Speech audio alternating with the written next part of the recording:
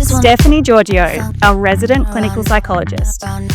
She knows that strength starts in the mind. Not just an educator, speaker, author, podcaster, and TV star, she helps women overcome self-doubt and find food freedom.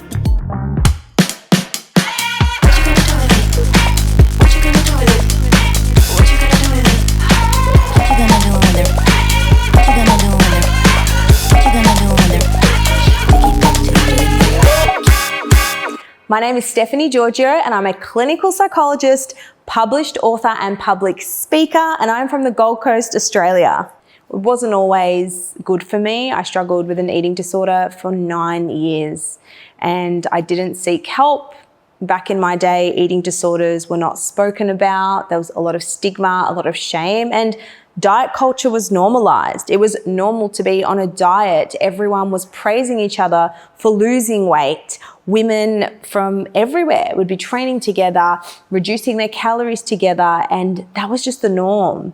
And even though now we're moving away from that, I developed an eating disorder. And I would binge, I would purge, and I didn't know how to deal with it. And this was whilst I was also studying to become a psychologist. So I felt like a fraud.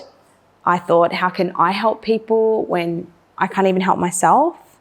So on my journey to becoming a psychologist, I figured out how to overcome my eating disorder. And now I'm very passionate about helping women overcome theirs and build a happy, healthy relationship with food.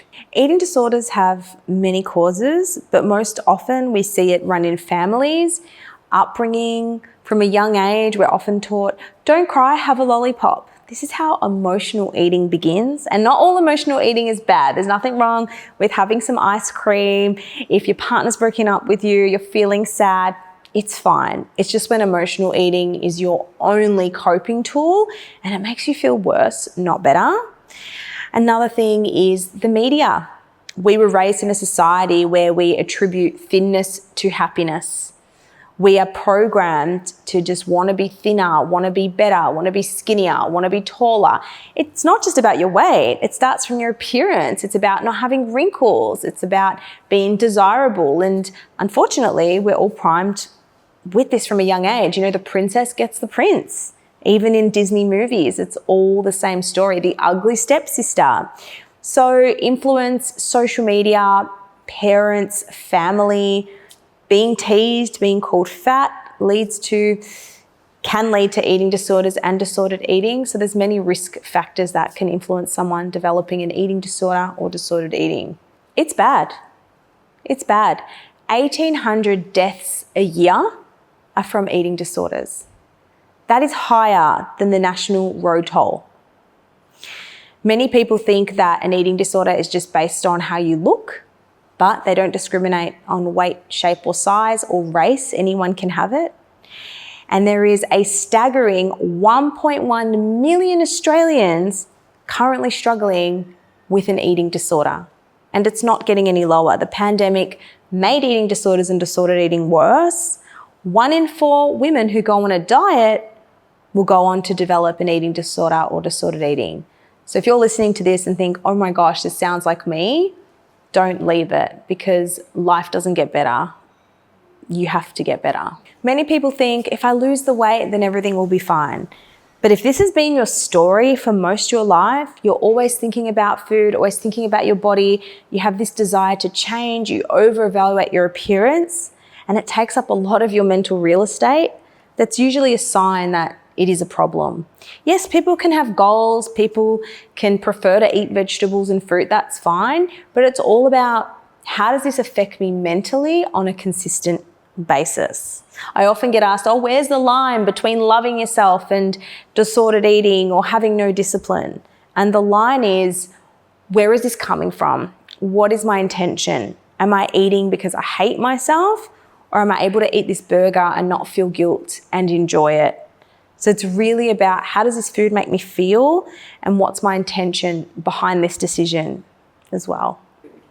Absolutely. Eating disorders and disordered eating not only impact you physically, but also mentally as well. There is a high suicide rate, mortality rate, And people, society think, oh, but being obese or being in a larger body is just as worse. However, health is so subjective, right? And many people rely on this BMI, but the BMI is not an indicator of health. It doesn't take into account muscle mass. It doesn't take into account your cholesterol. So there's so many different measures of health other than your size. So I think it's really important we bring it back to what does health mean and what does that mean for you? And can you achieve that in the body you're currently in without changing your body? Because changing your body puts a lot of stress on your body as well. There's a huge problem in society where if you're not sick enough, you often don't get treatment or you don't get seen by the medical system. But then if you're functioning, but food is controlling your life on a day-to-day basis, again, then you're not sick enough. So there's this weird sort of middle place of women who have dieted their whole life, struggle with binge eating, have bulimia, that don't know where to get help. And this is why many women, and men too, won't get help for an eating disorder because they don't actually know what it means or what it looks like. And if you're not sick enough to be in hospital, then maybe you don't think you need help. But if food preoccupies your mind, your time, you think, I have to lose weight, I'm not good enough, if you're purging, if you're taking laxatives, it's important to get help. The way I approach it is I was one of those people. I was one of those people in the middle that was functioning, I had a job, but I couldn't stop thinking about food and this desire to change my body. So I developed a program called Food Freedom that takes people through the 4 essential pillars that you need to improve your relationship with food and your body. And this includes food structure. Many people who struggle with their relationship with food have a bad food structure. They skip breakfast, they drink coffee, they don't eat for ages, especially if you have ADHD, you forget to eat. So we establish a food structure where people have permission to eat whatever they want, as much as they want, as long as we get a structure. The second part is regulating your nervous system. So eating a structured way usually results in people reducing their binge eating by 70 to 80%. Any binge eating after that is usually down to emotional. Dysregulated nervous system, stress eating, boredom eating, which is fine in small doses, but you don't want emotional eating to be happening consistently and be your only coping mechanism. So we teach strategies to help people calm their nervous system, bring their brain back online so they can make more informed decisions about what they want to do that's in line with their values. The third part, which is the most important, is enhancing your brain. You may not have realized, but the system stands for the word FREE, F-R-E-E, food structure, regulating your nervous system, enhancing your brain, and empowering your body image. Enhancing your brain is all about reprogramming negative thoughts around food.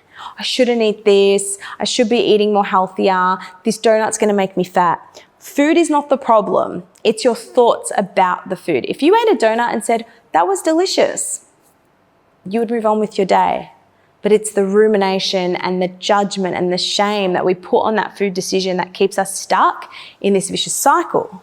And then because we feel bad, we try to compensate, we exercise, we diet the next day, we take laxatives, we purge. So it's really important to address the purging.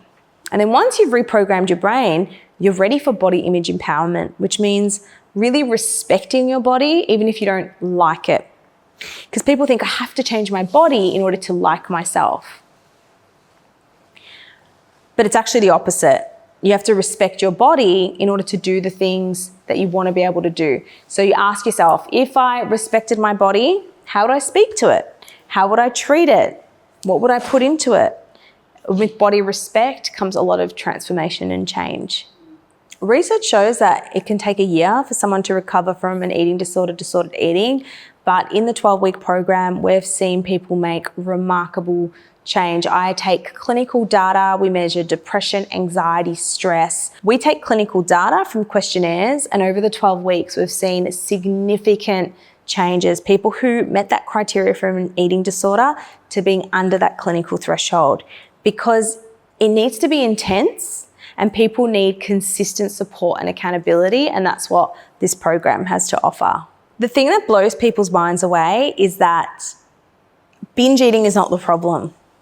It's the purging. So for people with bulimia, which means they binge eat and then they compensate by self-induced vomiting or laxatives, the purging makes you binge eat because you're continually emptying your stomach. So the minute people stop purging, the binge eating magically also starts to significantly reduce. So things you can do is surf the urge to purge. If you've binge ate and you want to compensate and get rid of it, surf the urge for 5 minutes, 10 minutes, and just wait. Start to track your binges as well. Many people just want to forget it and think, no, that's all right, tomorrow's a new day, but you cannot measure what you don't manage. So I have a free binge tracker you can download from my social media to help you track your binge eating so you're able to change it over time. Yeah. The Women's Fitness Academy has been amazing. I love that they promote body diversity, learning and education first. I think the fitness industry growing up for me was really challenging because we didn't learn about eating disorders or anything around that area. So I love what the Women's Fitness Academy is about, and just to be able to help transform these women's lives in Bali and connect with each other and network. It really is something I've never seen before, and I'm so grateful to be a part of it. It's been amazing. We will be running retreats for your mind, your body, your soul, and also stage. You'll see me on stage. So make sure if you're watching this, come on stage, come see me. It'll be amazing. And hopefully the Women's Fitness Academy will just keep growing and bringing these amazing opportunities. And I would love to be a part of that. Hopefully more TV. If you haven't seen me, you can check that out on Mind Food Steph. And I just, can't wait to see what the future brings. Oh, a TED Talk. Yeah. Let's manifest a TED Talk. Let's manifest a TED Talk. I have manifested being right here, right now, being at this retreat. On my vision board, on my phone, I've got a picture of women's retreats. I've always wanted to educate at them. And there's science behind it. I know I'm a clinical psychologist, but there is science behind manifesting because your brain looks for information to validate your beliefs. So if you have a belief, I'm going to be teaching at retreats, your brain's going to look for information. It's going to bring you opportunities, but you have to do the action as well. You know, I've put myself out there on social media, and that's what led to these opportunities. So step 1, know what you want. Step 2, write it down. Step 3, do the work towards it. And step 4, just wait and say thanks when the universe does bring it.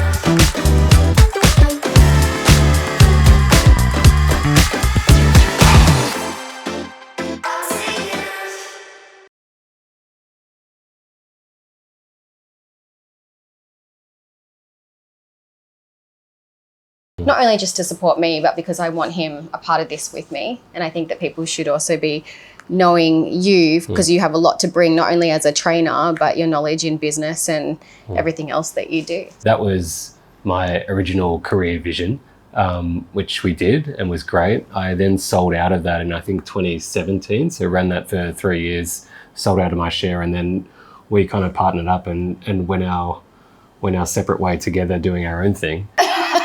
Curvaceous. Curvaceous? What is that? Oh, yeah. Delicious. Cringe.